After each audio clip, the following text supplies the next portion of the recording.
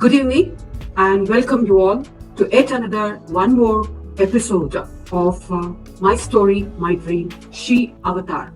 When we say She Avatar, there's so much of pride involved in it because when we say avatar, it is an incarnation of immense power in them, and they have deliberated to the society, to the community, to see the change that they visioned so far. And that was the dream which they have brought to light today.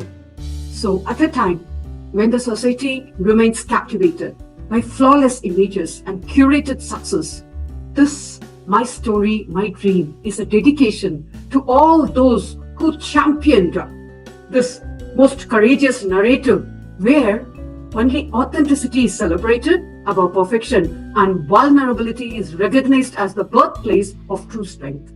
So guided by the concept of My Story, My Dream, exactly, this platform illuminates the unseen areas of women's lives and the quiet sparks of identity and the shadows of private struggle and the transformative turning points and the profound impact that echoes far and beyond in individual achievement. Here, success is not mirrored by titles, but with the depth of personal meaning and the legacy that one leaves behind.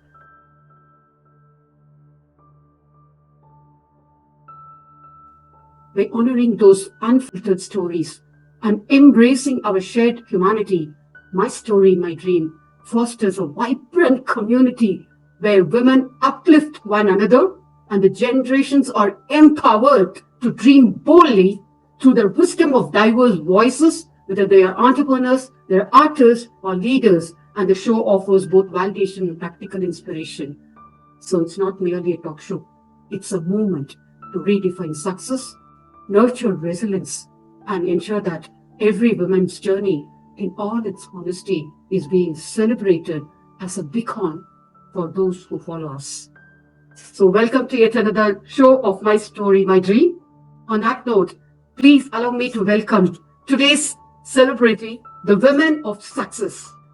To all girls who are watching this, never doubt that you are valuable or powerful and deserving of every chance and the opportunity in the world to pursue and achieve your own dreams. This was not told by me. This was told by Madam Hillary Clinton. The one living example that we have today with us on our show is Dr. Diana Richardson, the Glowgetter mentor, empowering entrepreneurs to design their destiny and shatter their own glass ceilings. What an impression. What a powerful statement it is.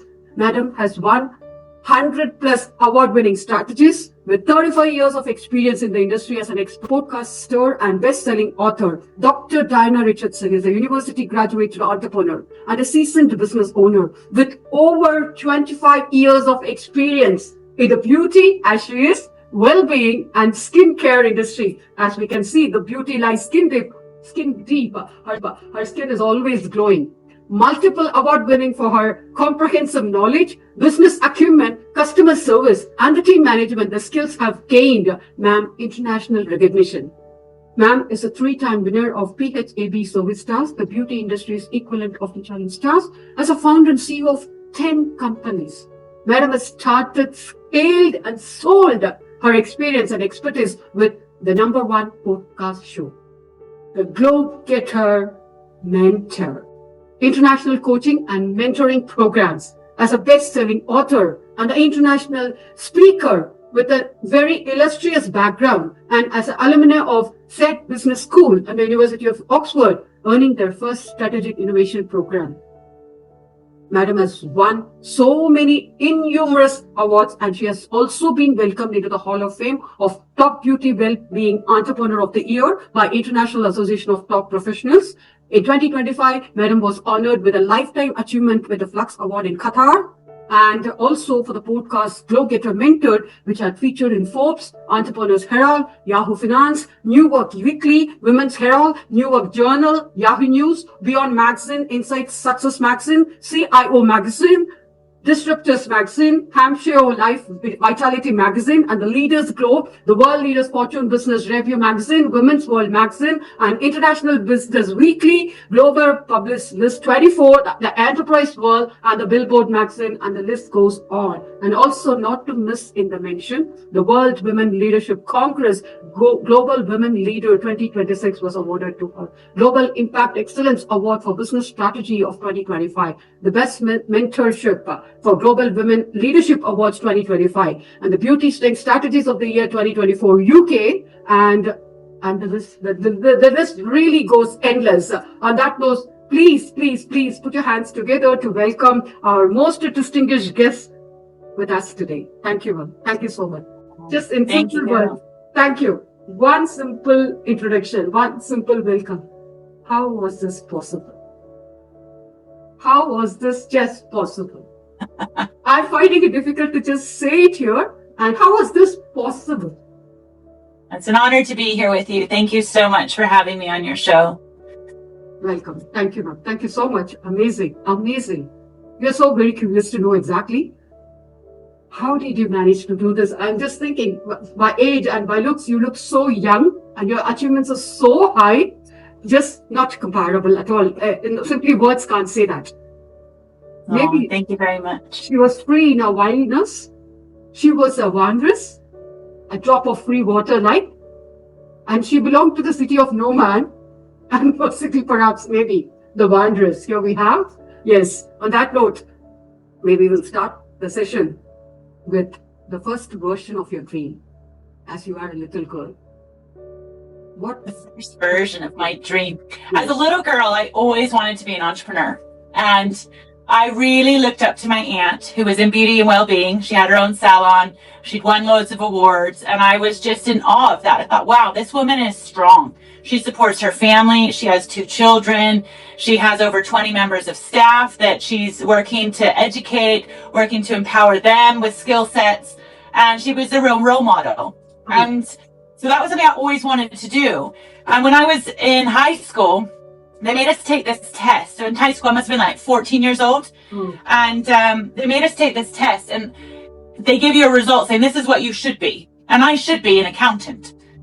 And because that's what they told me I should be, when I went to university, I actually went to become an accountant. And in my first year, the professor pulled me aside. He said, Diana, you have too much personality. You should not be an accountant. You should go and do something else.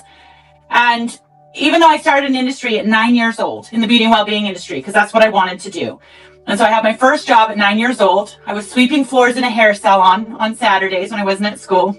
And then I started doing a mail order company. And in the States, you have one called Avon. And you have different things where you do a little makeup demonstration or skincare demonstration. They'd fill out an order form and you'd send it away and the products would arrive on their door. We still have programs like that today. So I was doing that for my early teens. And then when I moved in with my dad at 14, and I was saying, I want to be in the beauty and well-being industry. I want to be a masseuse and work on skincare. And he was like, nope, you can't learn a trade. You need to go and have a formal education. So that's when I went to university and I was majoring in accountancy and I was told not to. So I went into communications and then you could study, marketing and public speaking and broadcasting and all sorts of things like that, as well as how to communicate with people. So I found it fascinating. And I did a lot of business courses because I wanted to be my own boss one day. And I absolutely love that chapter of my life. So, but it all started with being a little girl and wanting to be an entrepreneur. That is very true. Because what you thought exactly, I think somehow or other you ended up doing it today in a much more larger scale. Maybe the start was very minimal in a very small way, but still you had that inclination and you have developed that. And you have followed your dream, and now that you are living your dream. That's what I could see that. Hope I'm right. So in this process, exactly, who was your inspiration? Was there anybody who really found the you before yourself? Maybe your mom or a teacher or a guide or anyone, any neighbor or a friend, anybody who had found that you before you could find yourself. And from there, did you get help? Or were you inspired by them? Or were you inspired by anything happening in your life, saying that this was the breaking point that led me to that? And as you rightly said, that you are doing the beauty, selling products and other things. In that also, as what I really mean it, somewhere somebody said no, but you said, no, this is what I am. And you got the support and you moved on. So when I went to university, I did as my dad told me to, and I got my qualification. And then I moved to the UK, and I was going to further that qualification and go further into marketing and broadcasting and television. And I realized you could do courses in the United Kingdom, and they were well-rounded. So you could, in one course, you could learn how to do nails and skin and massage and, hair removal techniques. And I was like, you know what? I want to do this. I was the oldest person on the course. I went full time. I worked in the bars in the evening. But my aunt was like, you know what? I'm sorry. I've sold my salon, so you've got nothing to walk into or anything like that. She'd moved on to a next chapter. She'd retired. She didn't know I was moving to the UK. So that all happened a couple years before I arrived. But she was a good cheerleader. And she was like, yes, you can do it. And so I did it. And then I did 3 years worth of courses in one, because at 21 years old, I'm in school with 16-year-olds who just want to have a bit of fun. And I don't need a 16-year-old boyfriend at 21. I want to just get my education, move on. So I did weekend courses, evening courses, and I did it all within a year. And then I was working and managing a bar to pay for my education. And then I set up on my own, and I needed to do clients as part of the course because you have to practice on them. And because I was working in a bar, I created my own price list. And so I had my treatment menu, and I just put it on the windowsill in the bar, and I was telling people I was doing this course, and was like, if you can give me your body to practice on, I'd really appreciate, practicing massage and hair removal and everything. And I started getting clients that way, and they would pay absolute peanuts. It was just literally like, a pound, a couple of dollars to have a full body massage, but it just paid for my products. So at least it wasn't costing me anything. And for them, it was a fraction of what it would be if they went into a proper salon. And then that's how it all started. And I got my first job in a beauty salon, and I met someone who was cabin crew. And this sounded amazing. She's traveling all over the world. She's staying in 5-star hotels. I was like, I could do that. I'll happily work on an airplane and feed people, and give them nice customer service, and then have a couple days off in a beautiful place and see the world. But every time I did that, I would go to the spas and the salons in whatever country we were in, so I could learn more about what to do in my business. And I would feed that back to my aunts, and I'm like, this is what they did, whether it was flowers or, little nice touches that didn't happen if you went to salons around where I was living. So it all helped gain experience.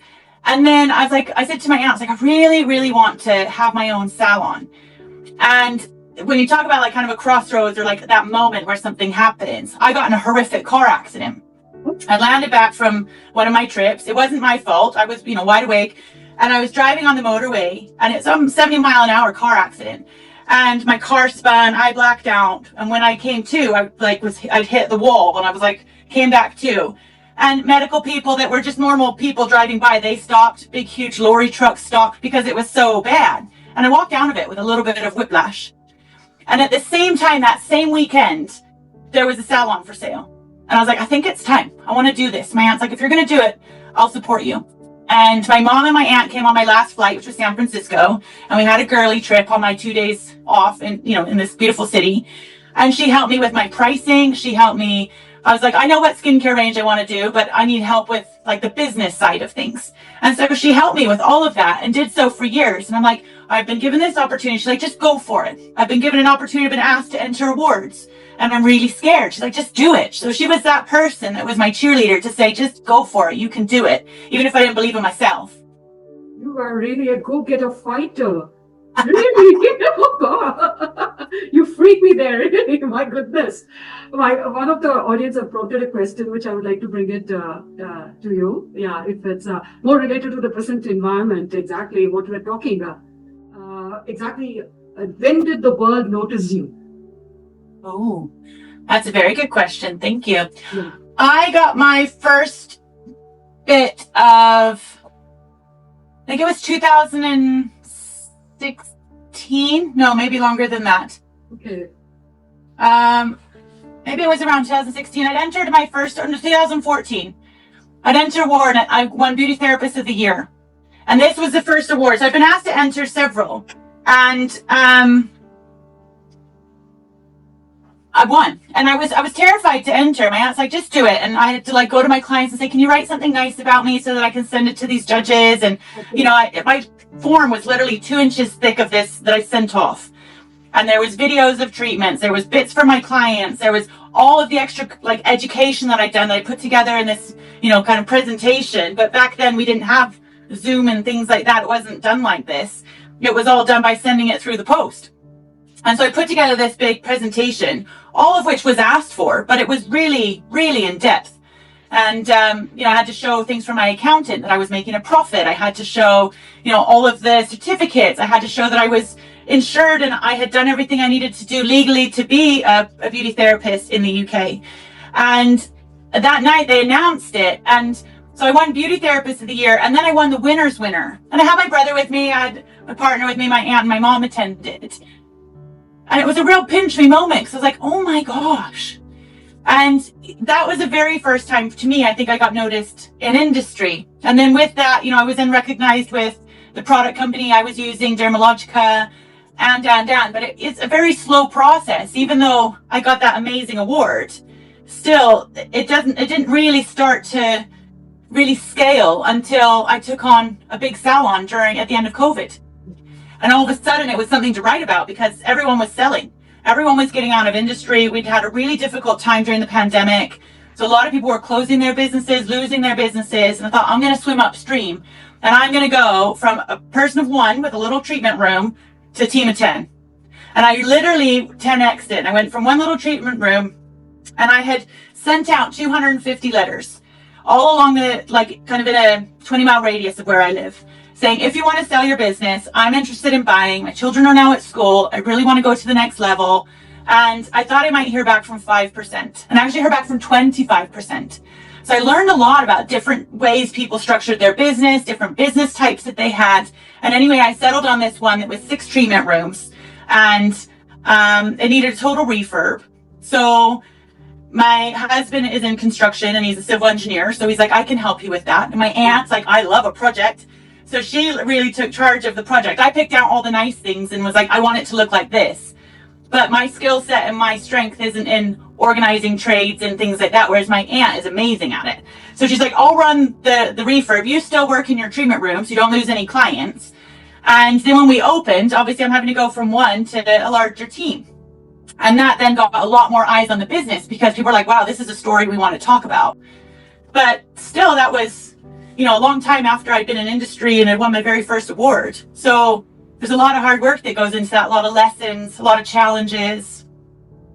So in this journey of resilience, I would say that award winning was the turning point exactly, which made people recognize your hard work and your struggles exactly. And from there to exactly what we see today as successful podcaster, how did this connection happen? From where, how did this happen?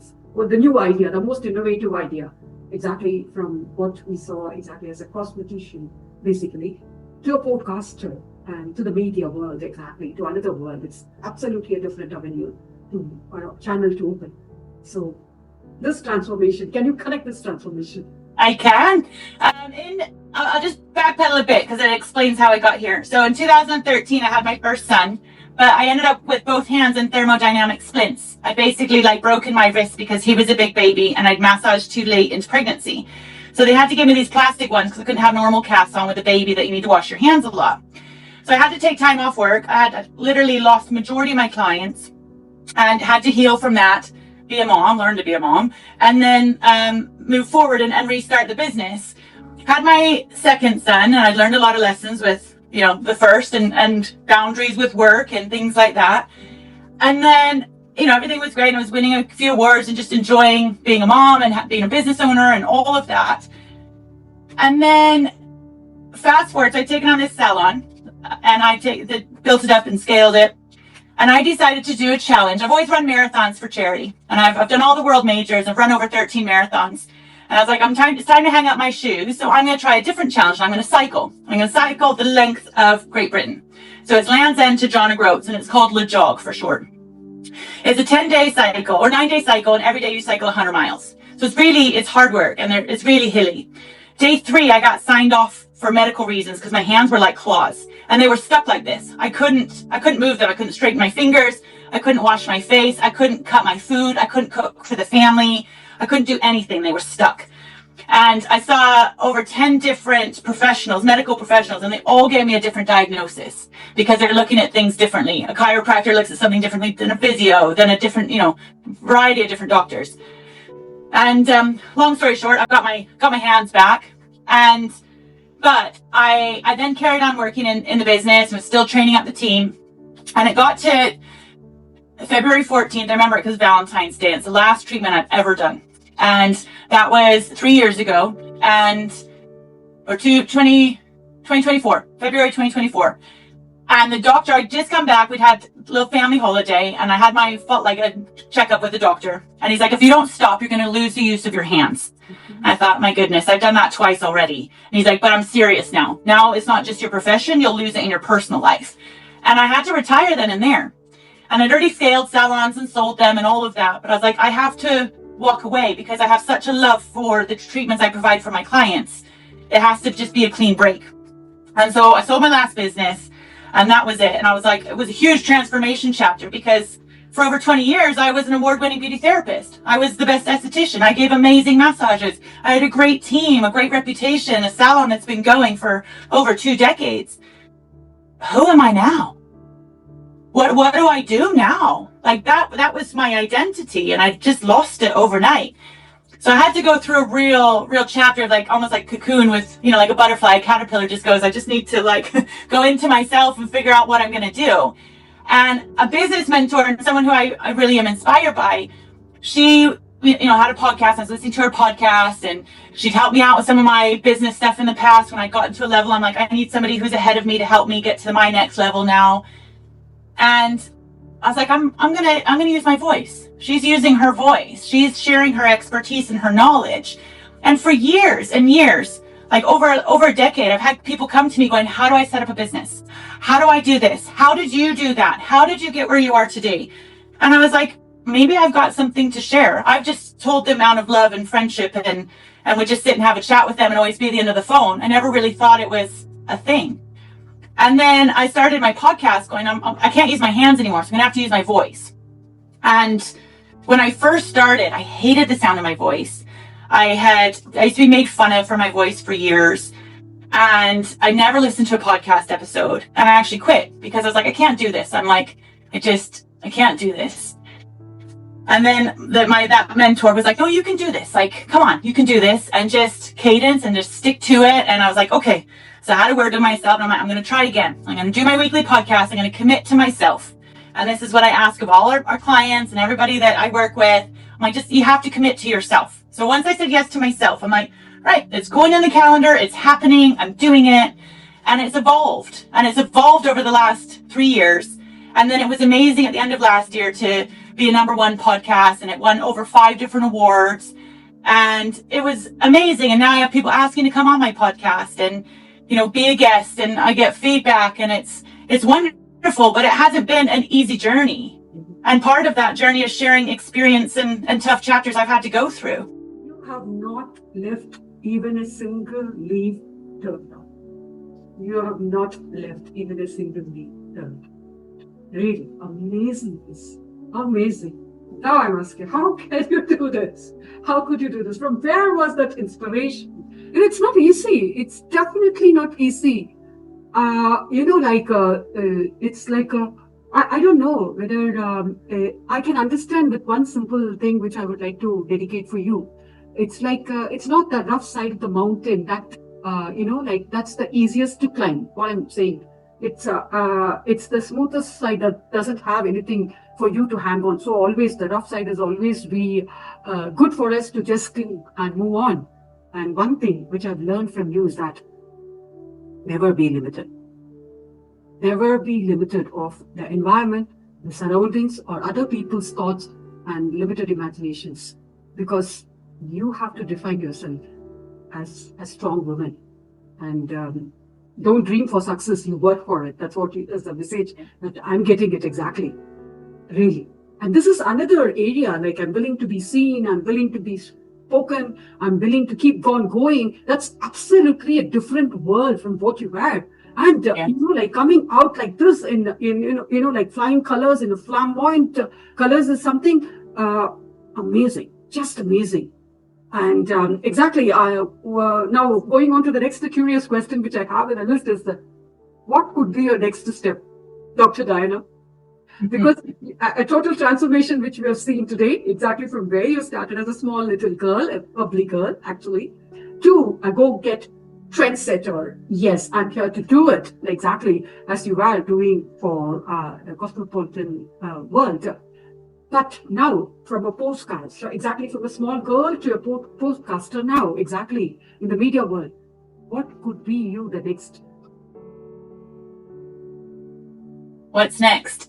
Well, something that's exciting that is happening is there's been a documentary made about me. So I'm part of a docu-series, and we've each shared a little bit. So that's going to be released in a few months' time, and that's really exciting. We get to have a red carpet, and we get to go and watch the premiere, and I can bring my family. And that's being put forward for some awards, which is amazing. So that is a really unexpected dream come true, as in what's next, and in being in the media and being given that opportunity. That's great. I'm getting goosebumps, really, of all the struggle that you have undergone as a mother. Like coming onto the professional front is totally different, but not compromising the household, even bringing up the 2 kids and with your hands, exactly. Like I can see, I'm going to title the story as The Palm. Because exactly, because in our custom they say that as soon as you get up, you say this to these 10 fingers. If nothing is impossible for these 10 fingers, that's what I've learned from you today, exactly. So I'm going to really title the story as The Palm. No, You're raised beyond, far and beyond, exactly. So coming to the okay, that's going to be the next one. And what's the message you want to really convey to the people, exactly, from your life story? I think one of the biggest lessons I've learned, and I hope that I can help other people in learning that lesson too, is to be your own champion and to be your own cheerleader and to have that faith in yourself, because we are all born with amazing abilities, and it's having to listen and learn and know what is your skill set, what are you good at, and that is your power, and that's your secret sauce. And it's having the confidence to say that. And I think, children, you ask every child, can you sing? Yes, I can sing. Can you do this? Yes, I can do this. If you ask an adult, they're like, oh, no, I can't sing. Oh, no, I'm not very good at that. And we all have this like negative voice saying we're not good at this or we're not capable. And so for me, it's turning that mouth set around to say, yes, I can. I can and I will. I can achieve that. I will achieve that. I am good enough. But that's got to come from within. Nobody can ever, no matter how many times people say, you are amazing or you are this, it's got to be in here, because that's the voice we hear every single day. Yes. And so I hope that each and every one of the listeners know that you are amazing and you are enough and you are worthy. And it's building that up and saying that to yourself on a daily basis, so that when you go, I want to achieve that, you're like, I will achieve that. True, very true, very true. Exactly. So you have answered 2 of my rapid fire questions now with this. So coming on to that, exactly. So I would like to gift you something for this, exactly. So if at all, I give you a magic wand, one change that you really want to bring in the society, or anything that you want to change, what could be that? One change I would love to see more of in society is leading with the heart, being each other's cheerleader. It's about collaborating and working together to lift each other up rather than against. There's no competition. We're in this together, and the more you cheer other people on, the more they'll cheer you on, and it makes life so much more enjoyable. So if I could wave a magic wand, it would be that everybody has this heart emoji and leads with love. Very true, very true. Amazing, amazing. I'm quite impressed. Really, really, very, very impressed about this, Dr. Diana. Then moving on to the question, rapid fire. You have to choose, because I know you're a podcaster and you have a lot of things to share, exactly. So, but you have to choose only one word for it. Okay? Any guesses? So the first question is one word that defines you. Glowgetter? That's really great. So what's your strong belief, whether it is faith or your fear?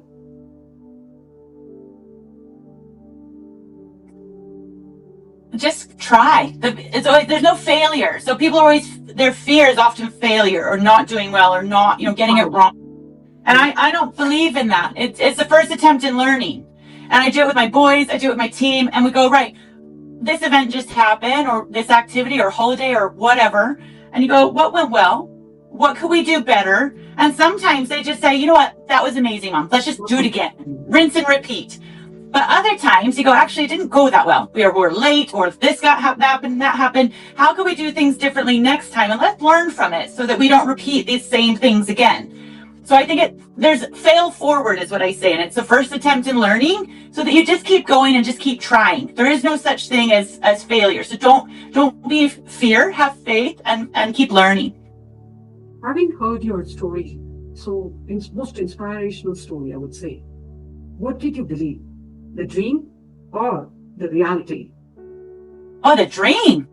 Design your destiny is my hashtag, because I think if you dream it and you constantly go over what you want in your mind, things like that start to happen. They become your reality. Yeah. I get a vision and I'm like, okay, this is what I want it to look like. And again, I go back to that amazing coach I had many years ago. And she goes, just sit with yourself and what is your dream? And then dream bigger. But she's like, what does it smell like? What does it look like? What does it feel like? What does it sound like?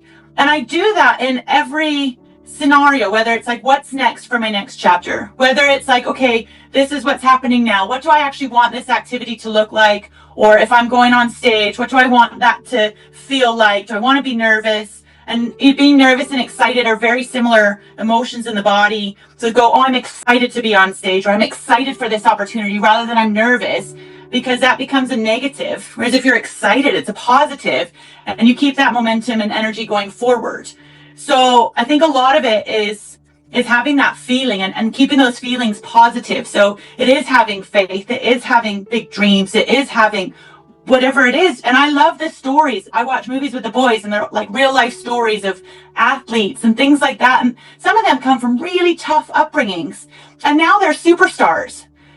But they've had to overcome obstacles. Some have turned into opportunities. They've had to learn lessons. They've had to face setbacks that have become setups in life. And so I look back at that and I go, you know what, those people in so many different aspects of life, I'm inspired by them and their story. So how can we turn this difficult chapter into a positive one going forward? So that had led to the next question of mine. I'm sorry about that. One habit that changed your whole life, or one habit that had really contributed to your whole life? You know what? It's my morning routine. It sets me up for the day, and I do my daily prayers, and I have my daily fitness, and I have my daily journaling. So if I'm nervous, anxious, upset, angry, I write it down. And you know what? That's gone then. And then if I'm excited about something, I write that down. If I'm unsure what's next, or I'm like, you know what? This is going on right now. It's amazing, because 2 days later, if you were to go reread that, I've already got over that because I've written it down. I've shared it. I don't have to share it with the world, but I've shared it with my piece of paper. And then at the same time, I write myself a note. I'll show you, and I think this will come up. So this is my diary. I still have a paper diary. And I have, for the month of June, because just started, Dear Diana, this month I promise myself. And I do that for the entire year. I sit and say, this is what I want to achieve this year. I do that for each quarter. This quarter, I promise myself. And then I do it each month.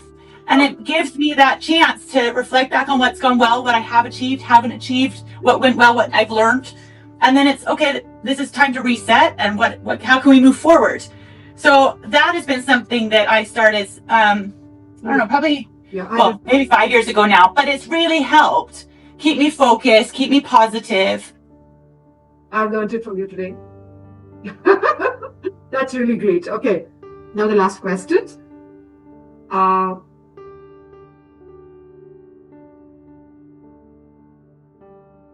For the whole show, as we are coming towards the end of it now, your story had become your strength. When was it? To conclude, your story, the whole life story, is the actual strength of yours, taking it as a lesson to move forward or whatever.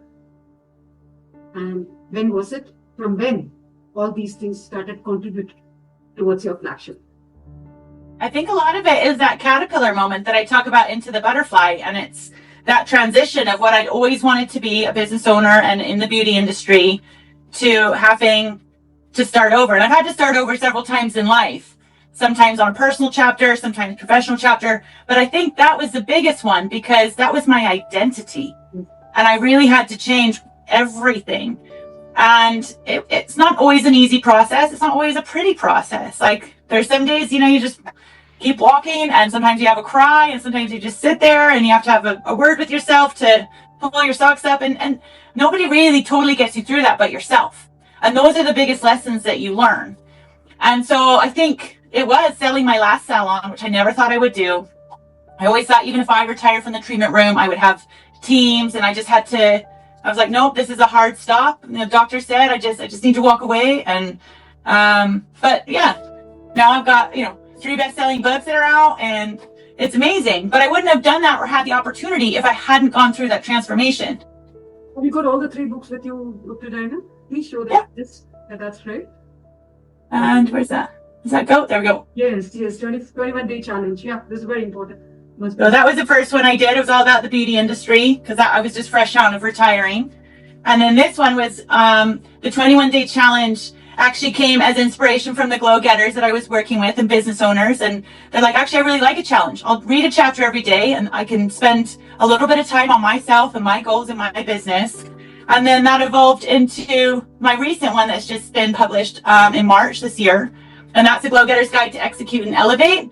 And that takes it then to the next level. So it's been amazing. I've got a couple more books I'm writing at the moment. I've got another one coming out with about resilience, and that's with Joe Foster, who founded Reebok shoes. Most deserving one, exactly, because amazing. Talking about resilience, really, definitely there'll be a lot to share. Thank you, Dr. Diana. Amazing story it is, and as I told you, this story is going to be titled as The Palm. Thank you for the opportunity to be here today. I've loved it. Thank you. Thank you. So it's like everything is within your power, and your power lies within you. Yes. So catch what life throws at you and throw it back to the life. That's what I've learned today from Dr. Diana. A strong woman is a woman determined to do something. Others are not determined not to be done. That's what is that. And definitely it is not about being perfect. It's not about where you get yourself in the end. Exactly. That really matters. And there is a power in allowing you to be known, heard, in owning your unique story, in using your authentic voice as a way. So deep becoming of the one. That's what we have seen today with Dr. Diana. Who never dreamt about success, but who lived the success story and had always worked for it.